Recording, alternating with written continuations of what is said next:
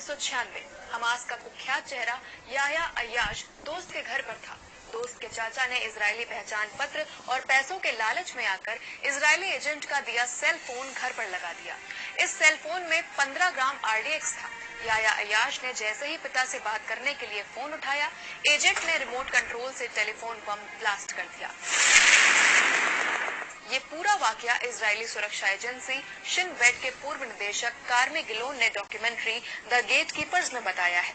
अब इजराइल का वो मिशन जिसके पीछे कई तरह की थ्योरीज हैं। वादी हद्दाद यानी अबू हानी 100 से ज्यादा यहूदियों को बंधक बनाने के बाद से ही वो इजराइल के रडार पर था। इसके बारे में इजरायली पत्रकार आरोन जे क्लेन ने अपनी किताब स्ट्राइकिंग बैक में लिखा कि इजरायली खुफिया एजेंसी मोसाद ने बेल्जियन चॉकलेट में जहर लगाकर हद्दाद को भेजा। चॉकलेट के शौकीन हद्दाद की मौत इसी चॉकलेट को खाने से हुई थी। वहीं 2018 में इजरायली पत्रकार रोनेन बर्गमैन ने अपनी किताब rise and kill first the secret history of Israel's targeted associations में लिखा कि मोसाद ने हद्दाद के टूथपेस्ट में जहर देकर उसे मारा था।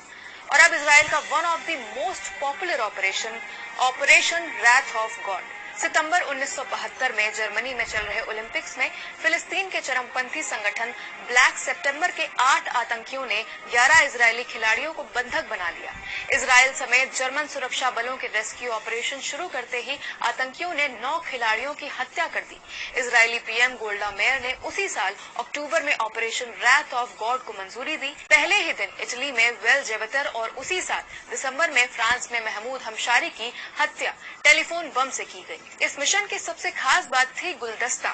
इजरायली एजेंट्स टारगेट को कुछ दिन पहले गुलदस्ते के साथ कार्ड में लिखकर भेजते थे, हम न भूलते हैं न माफ करते हैं। जर्नलिस्ट साइमन रेवे अपनी किताब वन डे इन सितंबर में लिखते हैं, 7 साल तक चले इस ऑपरेशन में इजराइल ने खोज कर अपने दुश्मनों को मारा था। इनके अलावा जॉर्डन में फिजिक्स पढ़ाने वाले खालिद मिशाल को कान में जहर देकर मारना या तेहरान में ईरान के top nuclear scientist Mustafa Ahmadi Roshan की कार मैग्नेट से उड़ा देना, सब में इजराइल का हाथ माना जाता है। अब सबसे अहम सवाल, आखिर इतनी हिम्मत कहां से लाता है इजराइल? एक्सपर्ट्स के मुताबिक इसकी 3 मुख्य वजहें हो सकती हैं। पहला, सर्वाइवल। इजराइल की नींव दूसरे देश फिलिस्तीन में पड़ी है, ऐसे में सर्वाइवल के लिए उसे संघर्ष करना ही होगा। दूसरा, मजबूरी।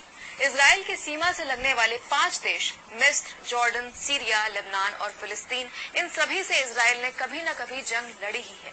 ऐसे में लड़ना और जीतना इजराइल की मजबूरी है। और तीसरा, अमेरिकी सपोर्ट। इजराइल को दुनिया के सबसे ताकतवर देश अमेरिका का समर्थन है। एक्सपर्ट्स के मुताबिक यही वजह है कि इजराइल किसी से भी टकराने की हिम्मत